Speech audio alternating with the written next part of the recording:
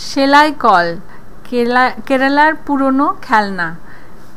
এর জন্য লাগবে ঝাঁটার কাঠি, পাতা আর একটা পুরনো চপ্পলের নিচের।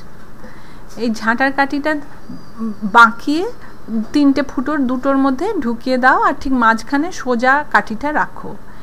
এরপরে 2টো ঝাঁটার কাঠি নিয়ে এই 3টের মধ্যে এমনভাবে ঢোকাও যাতে এটা একটা লক মতো হয়ে যায়। আর এবার এটা যখন ঘোরাবে তখন তোমার এটি সেলাই কল তৈরি হয়ে যাবে। শুনতে পাচ্ছ তো কিরকম সেলাই কলের আওয়াজের মতো চলছে? এরপর সেলাই কিরকম ভাবে হবে সেটাও দেখাচ্ছি। একটা পাতা নাও, পাতাটা ওই লকের জায়গাটাতে এমনভাবে ঢোকাও যাতে পাতাটা পড়ে না যায়। ছবিতে যেমন দেখছো সেভাবে পাতাটাকে ঢুকিয়ে ফেলো। এবার ঘোরাও। এবার ভাবো কি হচ্ছে।